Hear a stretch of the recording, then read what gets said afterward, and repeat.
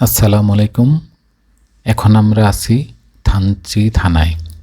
এখানে আমরা আমাদের আইডি কার্ডের কপি আর মোবাইল নাম্বার জমা দিয়ে নাফা খুম যাওয়ার পারমিশন নিলাম। থানা থেকে আমাদের গ্রুপ ছবিও তুলে রাখলো। আজ সকালে আমরা চকরিয়া থেকে আলীকদম হয়ে বাংলাদেশের সবচেয়ে উঁচু গাড়ি চলার রাস্তা দিয়ে থানচি এসে পৌঁছেছি। এখানে দুপুরের খাওয়া শেষ করে পারমিশনের কাজ শেষ করা হলো। মাঝে অবশ্য আমরা ডিম পাহাড়ে কিছুক্ষণের জন্য থেমেছিলাম। তার ভিডিওটি না দেখে থাকলে সেটা দেখে নিতে পারেন। থানচি বান্দরবনের একটি উপজেলা। এর আয়তন 1020 বর্গ কিলোমিটার। এর জনসংখ্যা প্রায় 28,000 এবং জনসংখ্যার ঘনত্ব প্রতি বর্গ কিলোমিটারে 27 জন। আমরা থানচি বাজার থেকে কিছু কেনাকাটা সেরে নিলাম। ঘাটে এসে নৌকায় ওঠার প্রস্তুতি নিলাম। বড় বড় পলি ব্যাগের ভিতর আমাদের সকল কিছু ঢুকায় নিতে বলল আমাদের গাইড। এগুলো শেষ করে আমরা সাঙ্গো নদীর পাড়ে এসে নৌকায় উঠে পড়লাম।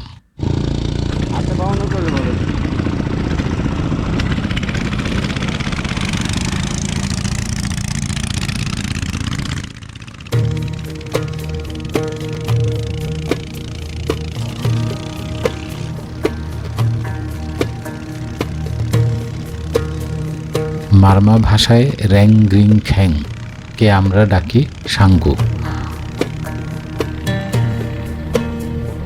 মিয়ানমারের সীমান্তবর্তী বাংলাদেশের বান্দরবন জেলার মদক এলাকার পাহাড় থেকে শুরু করে চট্টগ্রামের ভিতর দিয়ে 173 কিলোমিটার পথ অতিক্রম করে অবশেষে কর্ণফুলী হয়ে বঙ্গোপসাগরে মিশেছে সাঙ্গু।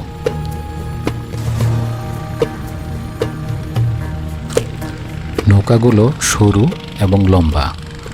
প্রতিটি নৌকায় আমরা 5 জন করে বসলাম এবং নৌকার মধ্যে যেই ইঞ্জিনটি লাগানো ছিল সেটিও ছিল বেশ শক্তিশালী। সাঙ্গু একটি পাহাড়ি নদী। মার্চ এপ্রিলের দিকে এর পানি প্রবাহ থাকে সবচেয়ে কম এবং আগস্টের দিকে এর পানি প্রবাহ থাকে সবচেয়ে বেশি। আমরা এই আগস্টেই সাঙ্গু পাড়ি দিচ্ছি। এই জন্য সাঙ্গু ভরা যৌবনা, ভয়ানক খরস্রোতা এবং খুবই উত্তাল।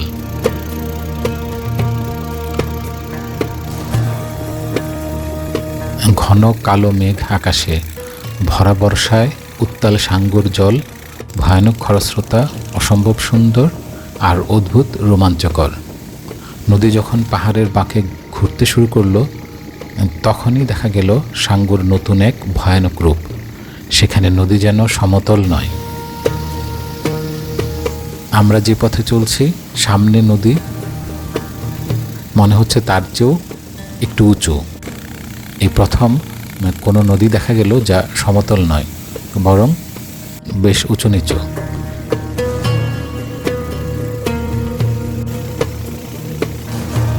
সামনে যতই এগিয়ে যাচ্ছি ভিতরে ভিতরে ভয়ে ভয়ে উকড়ে গিয়েছি। সামনের নদী এত বেশি উত্তাল, খরস্রোতা আর ভয়ানক ছিল যে আর কি বলবো।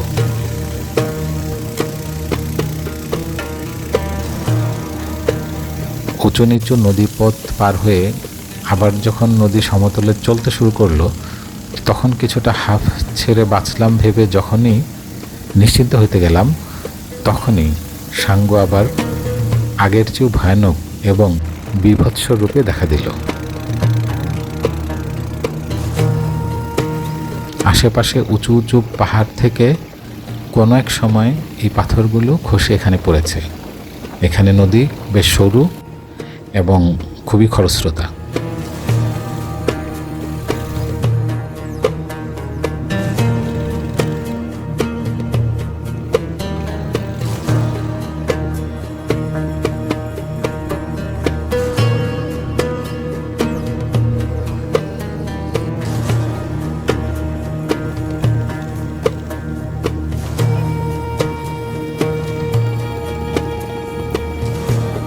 সাঙ্গু নদীর দুই পাশে মাতৃতান্ত্রিক মারমা এবং মুরং উপজাতিরা বাস করে। এই বড় পাথরকে তারা রাজা পাথর নামে ডাকে। তীব্র খরস্রোতের কারণে রাজা পাথরের এই জায়গাটিতে মাঝে মাঝেই দুর্ঘটনা ঘটে, তাই মারমা আর মুরংরা এই পাথরটিকে পূজা করে।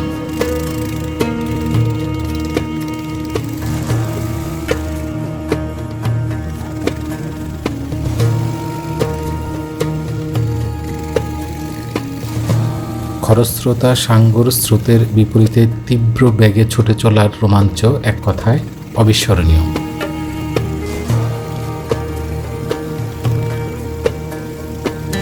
দুই কূলের পাহাড়ের সারি যেন আকাশ ছোঁয়ার পণ করেছে, আর তাদের চূড়ায় ভেসে থাকা মেঘের দল আপনাকে চুম্বকের মতন টানবে। এগুলো উপভোগ করতে করতে আমরা পৌঁছে গেলাম রেমাক্রি।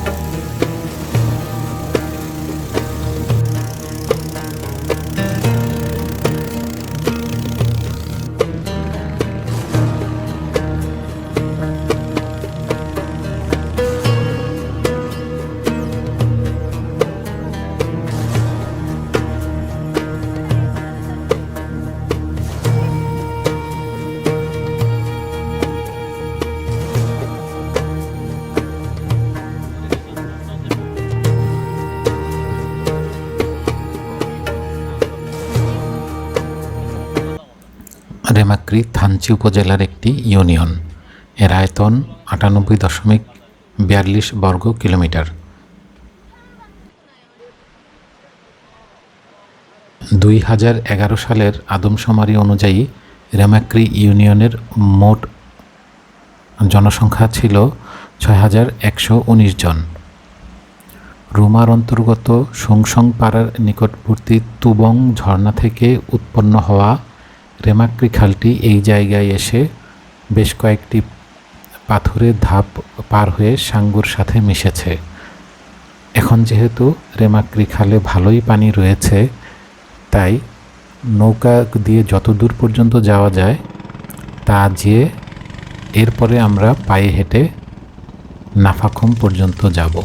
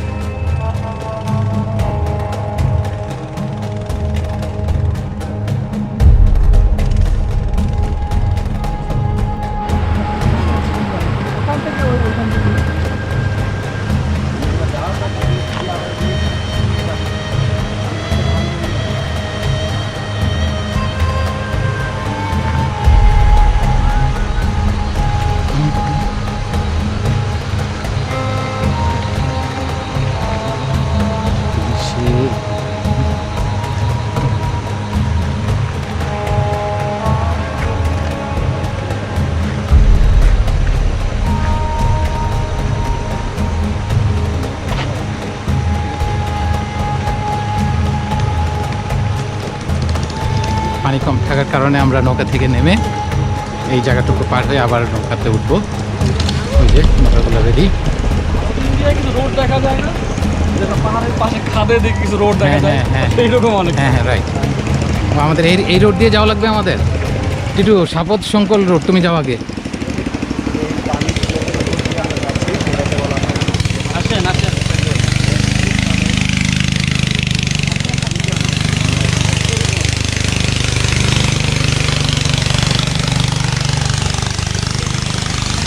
লাভ দাও।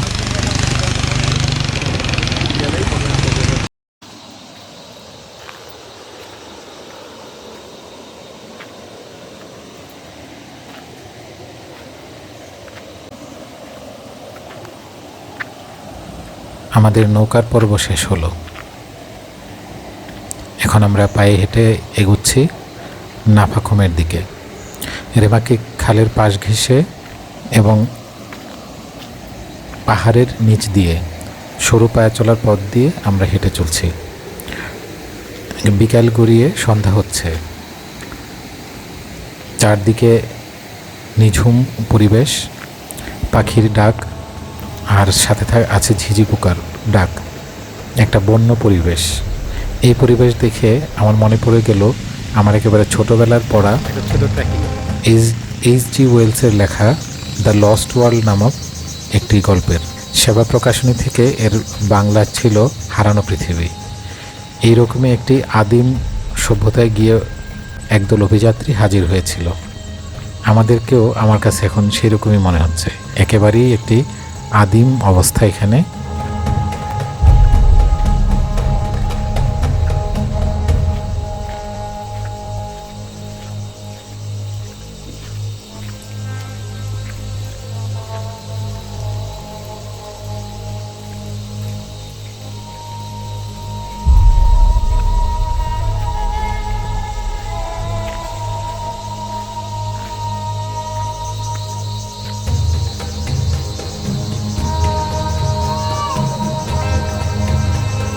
Hello, how are you?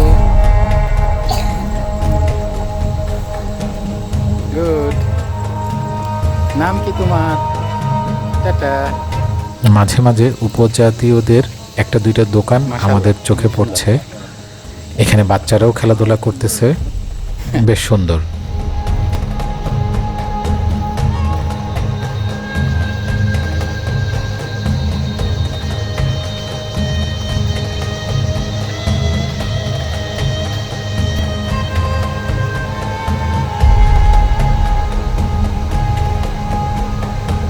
রাত হওয়ার আগেই আমাদের নাফা খুম পাড়ায় পৌঁছতে হবে, তাই আমরা বেশ দ্রুত হাঁটতে লাগলাম।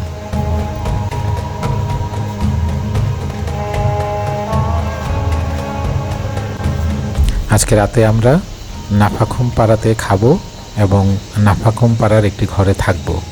সকালবেলা নাফা খুম ফলসটা আমরা ভালোভাবে দেখব।